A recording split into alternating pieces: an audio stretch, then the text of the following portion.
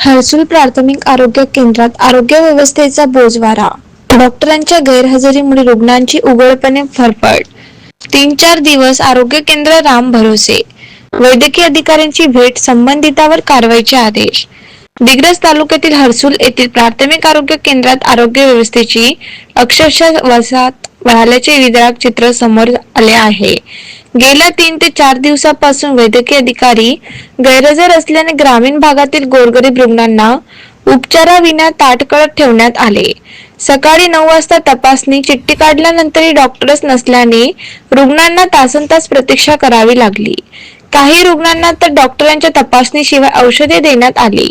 ही बाब अत्यंत गंभीर व धक्कादायक आहे.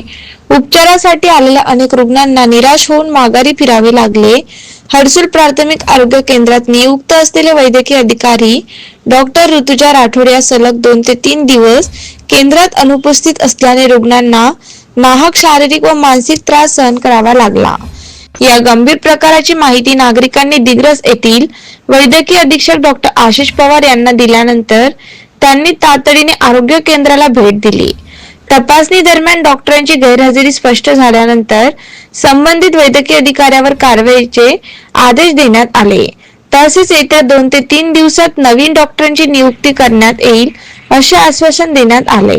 मात्र प्रश्न असा उपस्थित होत आहे की आरोग्य सेवेसाठी शासनाकडून कोट्यावधींचा निधी खर्च केला जात असताना ग्रामीण जनतेला असे रामभरोसे उपचार का घ्यावे लागतात? वारंवार घडणाऱ्या घटनांमुळे आरोग्य यंत्रणेवरील जनतेचा विश्वास ढासळत असून जबाबदार अधिकाऱ्यांवर कठोर कारवाई करण्याची मागणी नागरिकांकडून जोर धरत आहे.